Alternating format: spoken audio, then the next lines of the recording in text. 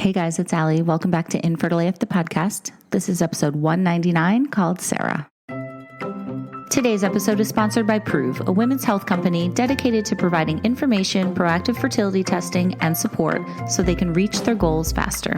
When PROOV founder and PhD scientist Amy was trying to get pregnant, she suffered miscarriage after miscarriage, and no test or doctor could explain why. She ultimately turned to IVF to have her son. It was only after she uncovered the source of her troubles, a problem with ovulation, that she successfully conceived, this time only needing a simple, inexpensive supplement. She then set out to create an accurate, effective diagnostic to empower women to test at home. Did you know that ovulation is more than a yes or a no? In fact, it's possible to release an egg, but still not have enough progesterone, the hormone released after ovulation, to support implantation. PROOV measures a hormone released after ovulation called PDG that supports implantation and pregnancy and tracks this hormone during the implantation window. A clinical study showed that sustained elevated PDG levels during the implantation window was associated with a 75% increase in successful pregnancies. If PROOV testing kits uncover potential issues, the fix can be simple.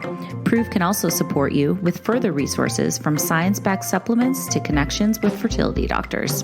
PROOV is truly a game-changing innovation for those battling infertility. So check out PROOV, which is spelled P-R-O-O-V.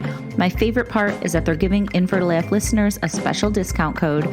So go to PROOVTest, that's PROOVTEST.com, enter the code ALLIE25, and you'll get 25% off your first PROOV order of $25 or more. Again, that's PROOVTest.com. Use code ALLIE, A-L-I-25, and you'll get 25% off your first PROOV order of $25 or more. Thanks, PROOV. This episode is supported by RECEPTIVA DX. The RECEPTIVA DX test can help couples struggling with unexplained infertility. Getting pregnant isn't easy, as so many of you know.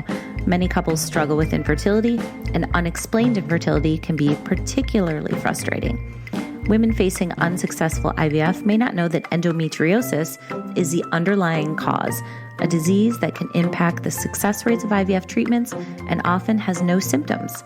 The RECEPTIVA DX test can help identify endometriosis before an embryo transfer, and it has the potential to save women the stress, anxiety, and cost of multiple failed IVF attempts.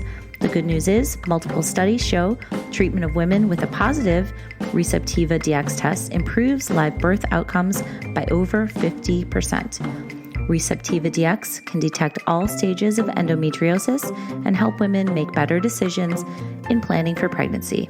You can learn more at receptivadx.com or download their app, which is also called RECEPTIVA DX. All right, guys. So today I'm talking to this woman named Sarah, who sent me an email from Shanghai, China. And she says this: I've always had good access to mental health support and friends in the US, but the past 2 years I've been living in Shanghai, China. The border remains closed due to COVID, so we've not been able to travel out at all.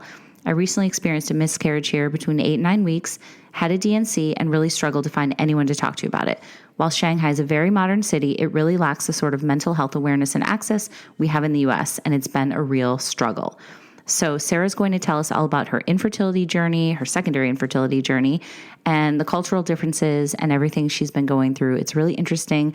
We haven't covered this before, so I hope you guys enjoy it and learn some stuff. I certainly did. Without further ado, this is Sarah's infertility story.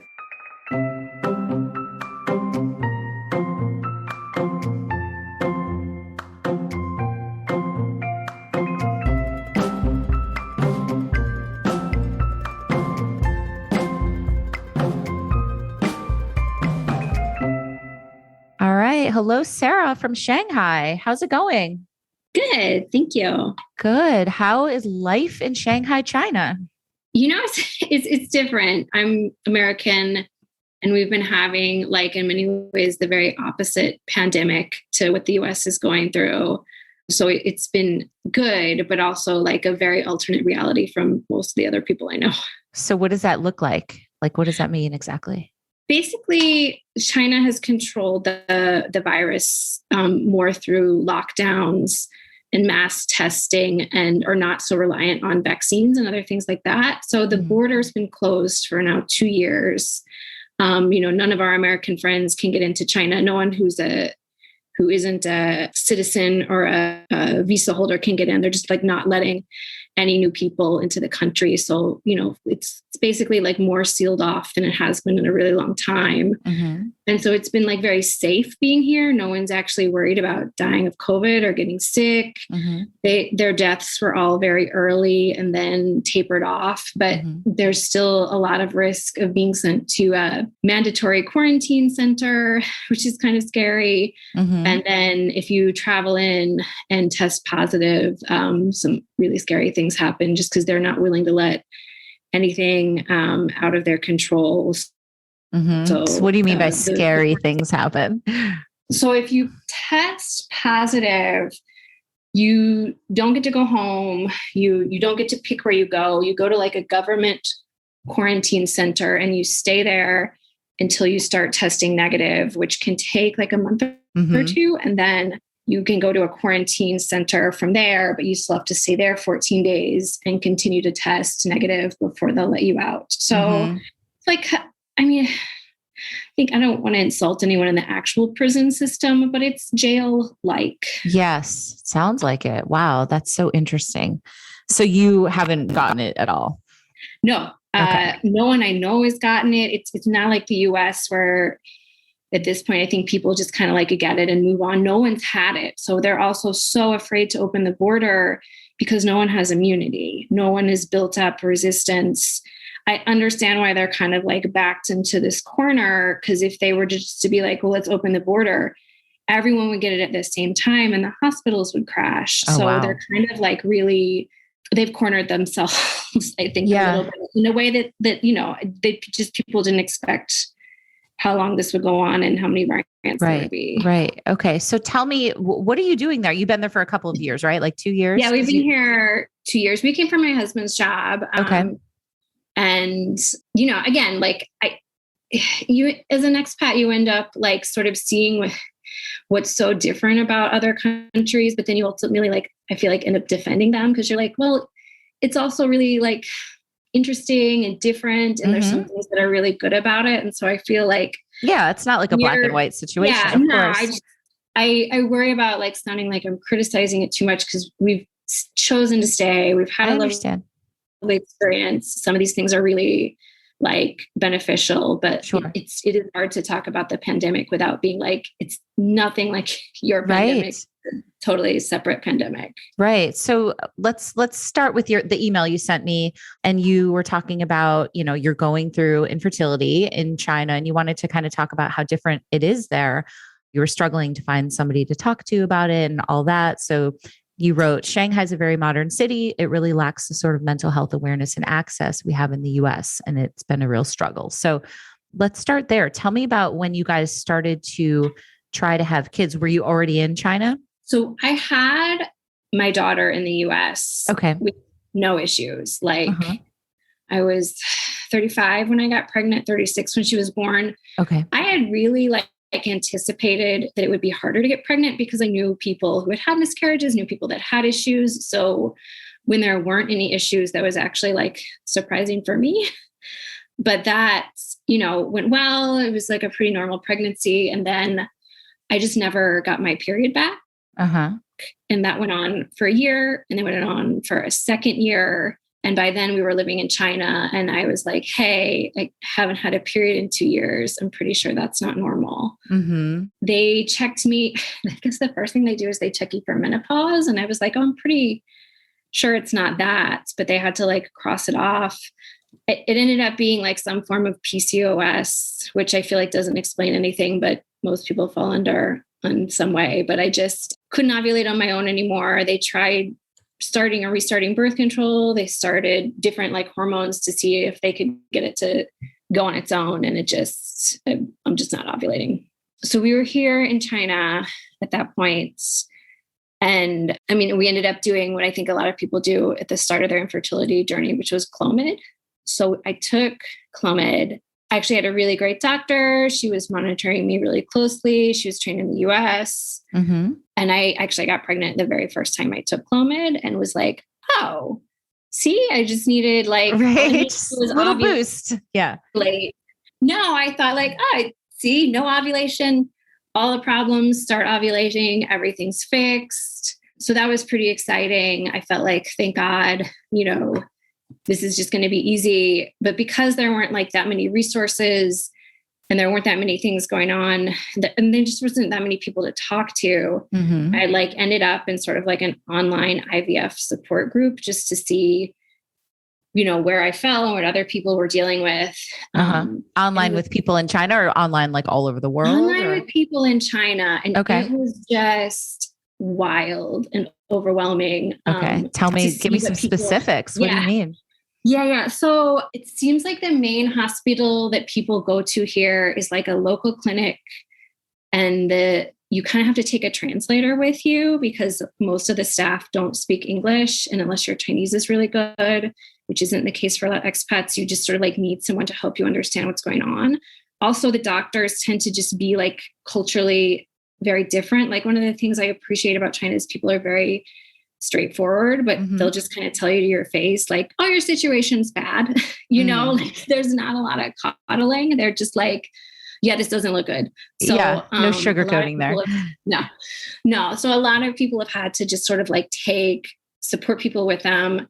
But then the situation with COVID is like, I think for a long time, you weren't allowed to take like a partner with you because they just don't want any extra people in the hospitals just due to like keep germs out and keep the spread of people out. So a lot of women were sort of like going through it alone, going through it with translators, trying to figure out why a doctor in a different country had told them something completely different. Yeah. There was all that going on. And then like at the same time, there are these women who would like made embryos in China, left the country and couldn't get back in, and China won't send you your embryos. They won't transfer them out. So some people still have frozen embryos here that they haven't seen in 2 years and don't know if they'll ever see because they can't get back in. And it's just not like a devastating shippable item. So that is really, I don't know. I think there's also sort of the opposite situation where people are stuck here, left an embryo in another country and can't get back out either. Right. Wow. Gosh, adding so much complication to an already super complicated and frustrating situation. I mean, I have joined this group just to like learn. And I thought like, well, it'll be like, I'm sure it'll be overwhelming, but it'll be like partly encouraging. And I was just kind of like, oh my God, this is all more than I can like think about right now. I'm just going to take like my one little Clomid success and like ignore this for a while. So we had a pregnancy and we went in and we heard the heartbeat around 6 weeks. Okay. And I was like, well, I feel good about that. Like most people will tell you, you hear the heartbeat, chances are things are going to work out. But unfortunately we went back at 9 weeks and they looked for it. And, even when the doctors don't speak English, when the ultrasound room gets like super quiet. Right. By the look on their face. Yeah, exactly. Yeah. So, she was like, I'm so sorry.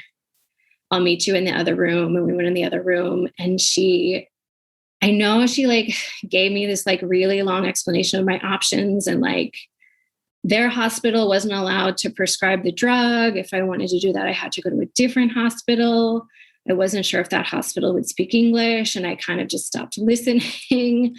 And then you're probably in shock too. Yeah. And she was like, go home and think about it.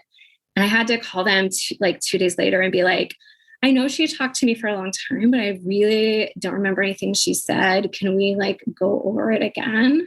And I was like, also, I'm not really, our insurance is not American. It's actually much better. But I was like, I need to check with them and see what's covered. So like, can you send me an estimate? And they sent me this estimate.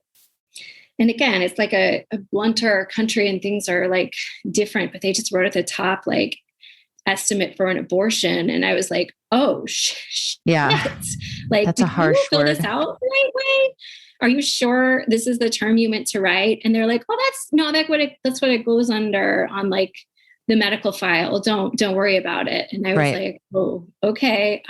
Sounds aggressive. Thank you. Yes. It's got a very different connotation than what you're actually going through. So it's so common that you say that. I feel like I've talked to like 5 different women lately that have been faced with something similar.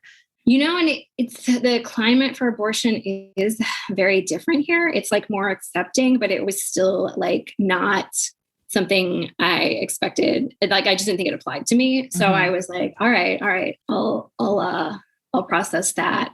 Right. I ended up agreeing to do the DNC. So I went back to like my regular doctor.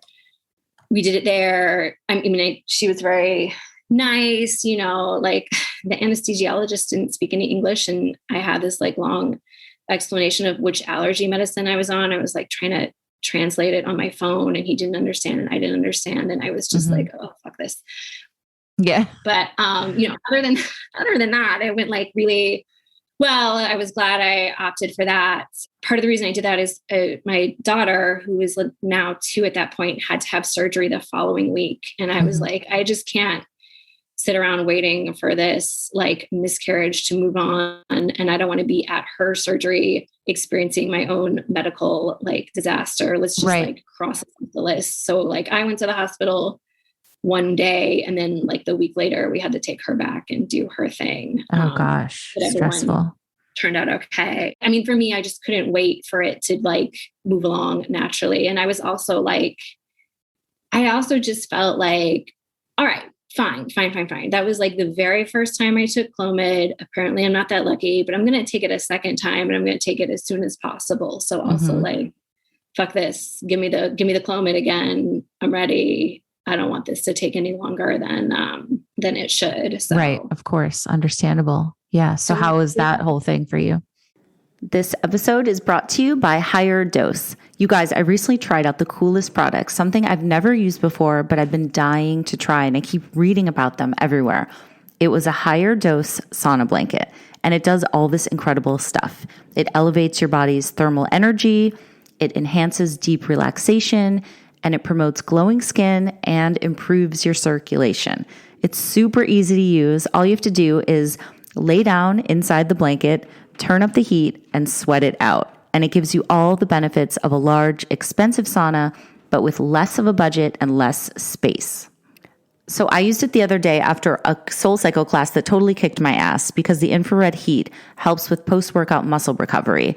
And it does all these other things too. Some of the benefits are like it improves your circulation, helps bring out your inner glow, promotes restful sleep, improves your mood. And the cool thing, the reason it's called Higher Dose is because the dose, the DOSE in Higher Dose, stands for dopamine, oxytocin, serotonin, and endorphins. Those are all the brain's happy chemicals that are released from both infrared and from sweating. So guess what? Not only was I feeling so thrilled that I was indulging in this self-care that I'd never done before, I did sleep like a baby that night, and I woke up feeling great. My muscles weren't sore or anything. I felt awesome. So a few cool things about this blanket. They offer payment plans starting as low as $50 a month, and they also offer a 30-day money-back guarantee. So for anybody who is into wellness and self-care, I urge you to try it. You can get your own today at higherdose.com, and you can use the promo code INFERTILEAF at checkout to save 15% off. That's higherdose.com/InfertileAF, or just go to higherdose.com/InfertileAF and save 15% off. Thanks, Higher Dose. This episode is sponsored by Otherworld plant-based baking mixes made with hidden fruits and veggies. The other morning, guys, Sunny and I were craving pancakes, and so we tried this new brand called Otherworld, which makes healthy pancakes, waffles, and brownies. All of Otherworld's mixes are chef-crafted and plant-based, made with hidden fruits and veggies and no added sugar. Another cool thing about Otherworld is that they use upcycled ingredients in all of their mixes to help tackle food waste. So here's what happened in my household. I took out the Otherworld pancake mix, I added water, and that was it. Sunny and I really enjoyed them. They were really tasty, and he had no idea how nutritious his delicious pancakes were either. You guys, I love pulling the wool over his eyes in the name of health. Next, we can't wait to try the brownie mix, which has hidden sweet potato, beetroot, and dates, and the apple cinnamon pancake mix, which has hidden sweet potatoes, apples, and dates. Otherworld's mission is to reimagine childhood favorites and to make healthy eating fun. They've got a clean label, no added sugar, no nuts, no soy, and no dairy, and they're super easy to make. As I said before, all you have to do is add water. If you'd like to try Otherworld, and I have no idea why you wouldn't want to try it, here's the deal. From now until December 31st, Otherworld is offering my listeners, all of you guys, an exclusive discount of 25% off. So head to eatotherworld.com and use my code InfertileAF at checkout. That's code InfertileAF at eatotherworld.com to get the best deal of the year. Thanks, Otherworld. This episode is sponsored by Armoire. If you guys are anything like me, you don't even know how to get dressed anymore. Like, what are normal clothes and what am I supposed to wear when I go out into the world? I look in my closet and it's full, but I literally have nothing to wear. Enter Armoire. Armoire allows you to rent high-end designer clothing for every occasion. Whether you're heading to a holiday party, a work event, or need a gown for like a fancy function, like a wedding or something, you can be the best dressed person in the room, honestly. And you can do it without ever having to brave a fitting room. Here's what happened recently when I signed up for Armoire. I took a style quiz online, and based on my preferences, they offered clothing suggestions. So I could either go with their suggestions or I could search for specific things on my own. I picked 6 things, and I got my case just a few days later in the mail, and I had all 6 things in it: a floral dress, a blazer, a fun sequin top, some leather pants, a sweater, and a sparkly black tie or wedding dress. It was so fun trying it all on in my own room with my own lighting, and I'm actually wearing the dress tomorrow when I go to a dinner party. Another awesome thing about Armoire is that it's women-funded and women-led, and you guys know how much that means to me. So the coolest part is right now, Infertile AF listeners can give Armoire a try and get up to 50% off their first month. That's up to $125 off. All you have to do is go to armoire.style/InfertileAF, so that's spelled ARMOIRE.style/InfertileAF, and you get up to 50% off your first month. Try Armoire today, and you never have to worry about what to wear again. Again, it's armoire.style/InfertileAF for up to 50% off. Thanks, Armoire. The DNC was hard, but it actually like physically didn't hurt as much as I thought it would. It felt physically fine. I just really felt like at this point I needed some sort of like therapist or mental health group. I just thought oh, this is going to be harder than I thought. Maybe I'm not going to be the person with frozen embryos in another country, but I feel really not good right now. Mm-hmm. And I started to try to look for a therapist, and I had such a hard time. I did go see some Chinese lady who just kind of watched me cry for an hour and didn't say anything. And I was like, oh, okay, I don't think this is a good fit. Yeah. Yes. Nothing against her personally, but I was like, we are not connecting at all. I went to see this other guy. I saw him once. I was like, all right, I think this is workable. And then he left the country, which is also very common for expats, because of the situation with the border being closed. If anyone has a family situation back home, they leave. So the expat population is way down, and I couldn't find another doctor. And then there was this support group I found. At first, I couldn't even tell if it was supposed to be for miscarriage or pregnancy loss, because they called it the early loss support group. And I had to read pretty far down the paragraph to be oh, I think they mean miscarriage, but they didn't want to say the word. Mm-hmm. And I even messaged them being oh, I think you could probably, I think a lot of people don't know what this is for. You might want to just call it a miscarriage or loss group, because it makes it sound they called it early loss. And I was just it kind of sounds like if your grandpa just died recently. But anyway, I was excited because there was finally a support group. And then they didn't have enough people sign up, so they couldn't start. And I was oh man. But could you do tele support groups, Zoom from different places, or you wanted something that was tied to China or locally? I was kind of open to anything. I didn't end up doing a US based thing, but I kept wanting to find something here, or I think I also just wanted to make someone listen to me that there should be more resources here, but it just wasn't happening. Right. Yeah. So ultimately I just all right, I think I just need to make some more friends and talk to some more actual humans and see how this works out. I also had in my mind that if I just got pregnant again, it would be fixed. Mm-hmm. And I think, the therapist that left the country, even right before he left, he was like, oh, well, your chances of getting pregnant again are pretty good. Maybe we could just sort of like focus on that. And I was like, yeah, maybe. Uh-huh. So yeah, I think I just kind of like temporarily gave up and was like, all right, I know what the answer is, get pregnant again. And then you won't feel bad. You'll feel like problem solved. Right. Things are good. So let me ask you this, Sarah, what's like if you had to say the general consensus for people that you've met in China in terms of infertility and going through treatment, is that different than in the US, would you say?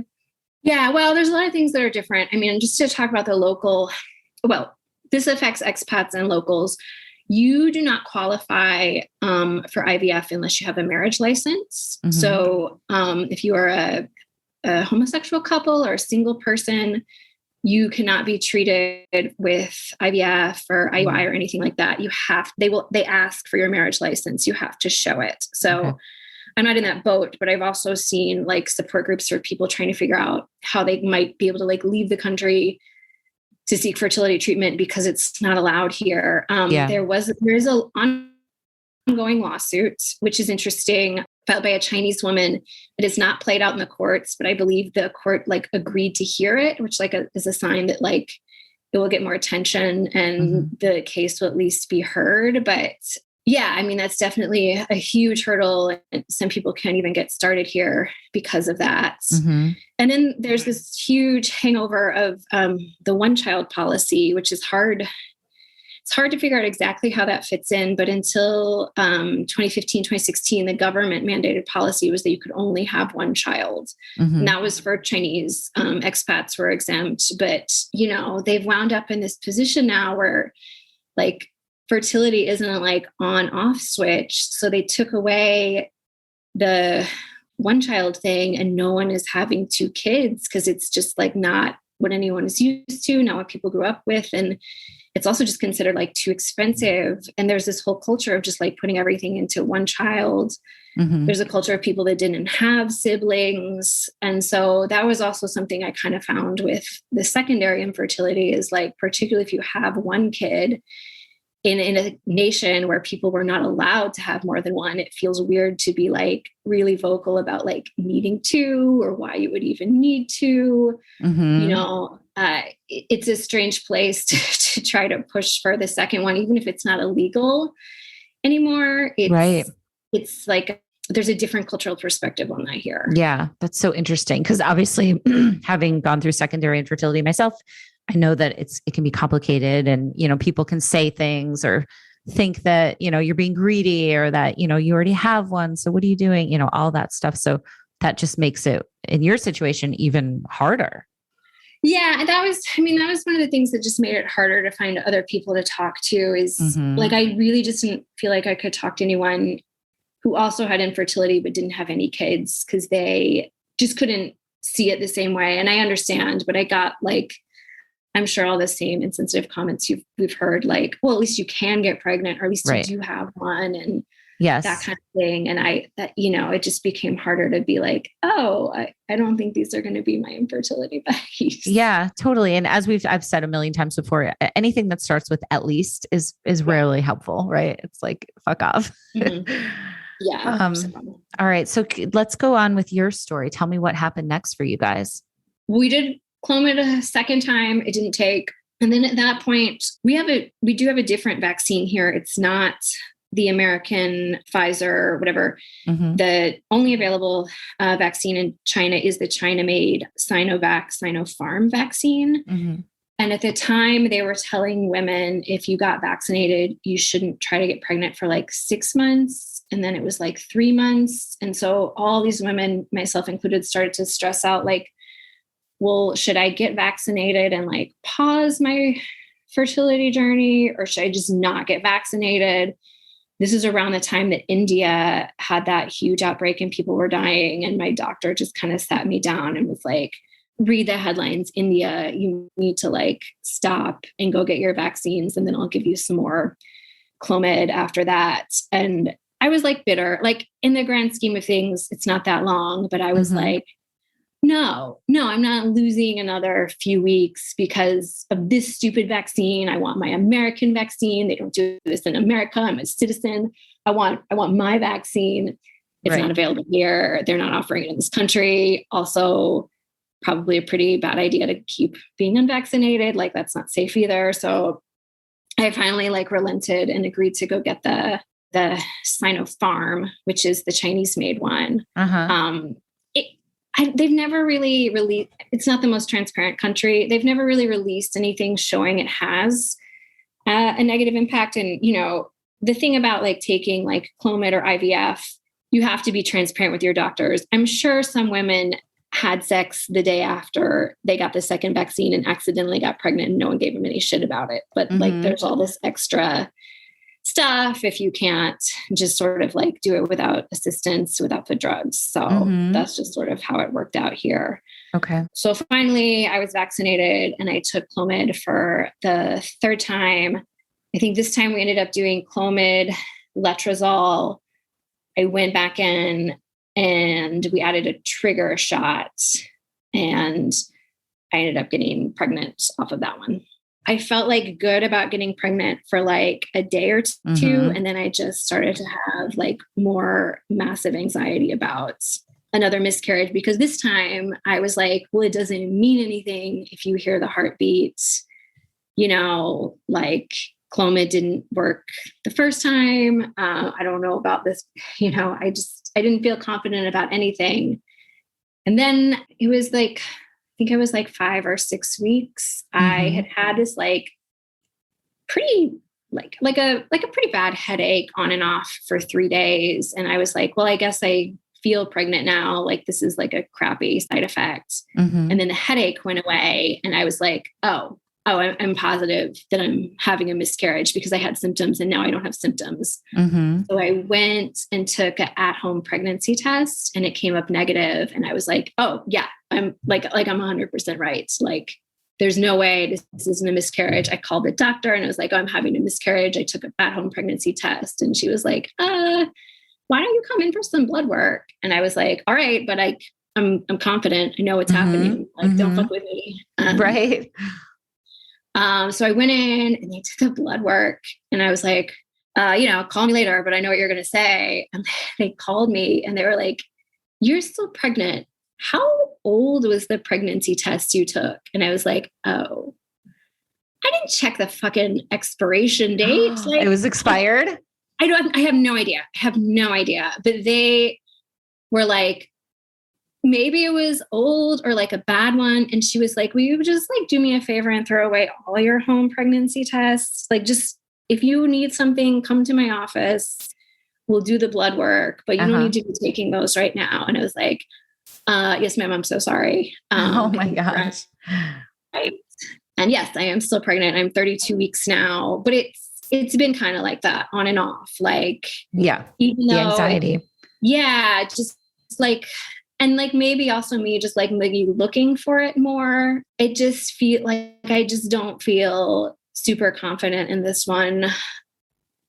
And I mean, I've listened to your podcast, but I've also known one person that had like a stillborn baby much later. And so I'm also just like aware that like there kind of isn't a point where you just know like it will definitely work out now. Like it just doesn't feel like the safe point exists. And, you know, like I'm happy to like know the truth and hear other people's stories, but then it's hard not to think about like things can still go wrong, even like pretty late. Absolutely. Absolutely. And I think that, you know, that's part of infertility is right. We're like, it ruins so much for us mentally. And you're always waiting for the other shoe to drop and you're always on the wrong side of the statistics. And they're like, oh, there's only a, 2% chance. And then you're in that 2%, that's so it's so hard. It's so hard. But I mean, one of the things that happened with the earlier pregnancy and the miscarriage is I actually had told my daughter because we were excited and, with the whole, like, I only needed Clomid once, I'm fixed thing is like, I did feel confident. So we had told her she was going to be a big sister. And then for like a few months after that, she kept asking about it. And it was just so hard to be like, oh, sweetie, not right now. We're just no. And like, I mean, we had to just sort of tell her like, no, no, no. Right. And her school was just going through this huge baby boom. Like she was friends with all the other 2-year-olds and everyone was getting a baby that year. They were literally like everywhere and she would see them. Right. Mom, baby. And I would be like, yeah, I know. Oh man. I see it too. It's so hard. I know you want to give them a sibling and they're too little to kind of understand what's going on, but they know something's going on. Right. And it's no, she knew something was going on. And she also was like very aware everybody else had a baby at home and we did not have one. And I was like, yeah, I mean, that was just really hard. It's not that I don't know. I would probably still tell her again, but it was really hard to figure out how to untell her or what to tell her. She doesn't have any concept of death or anything. And so we didn't really go into that, but we were just like, it's going to take longer, not now. It's not here right now. And, just sort of like get her to like focus on something else. 100%. Well, I'm rooting for you and hoping that everything goes well for the rest of this pregnancy. How long do you think you guys will stay in China? Is this like a long-term thing? No, I mean, again, we're not like permanent residents or anything. So of course we can actually be asked to leave at any time. But the work visa situation should last at least 2 more years. So, we're having a boy, our son will be born here. I'm excited for him to have some time here and to experience some things here, but we haven't been able to see any US family. My sister had a baby in the US a year and a half ago. I've never met the baby. She can't come here and I can't go there. So at some point it would be nice for the kids to all meet, to see grandparents. Life here is very good, but it's just, it is really cut off from the rest of the world.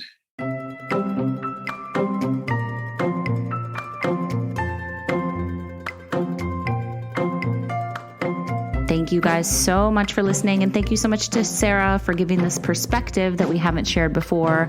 I love all these diverse stories from all over the world. So thank you again to Sarah for writing in. If you guys need extra support, about Fertility Rally. It's on Instagram at Fertility Rally. This is the community that Blair and I created, and it's the place I wish I had when I was going through it. We've got 4 support groups a week. We've got 3 private Facebook groups. We've got this community of badasses, 500 people strong, and we are here for you no matter what you're going through. So check us out at fertilityrally.com. We open the first week of every month, and we are welcoming all of you, anybody. So spread the word. If you are a Fertility Rally member, we love you. Thank you for being a part of our family. We're always looking to expand and grow. So DM me at Infertile AF Stories or on Fertility Rally if you have any questions, and I will talk to you guys next time. Thanks.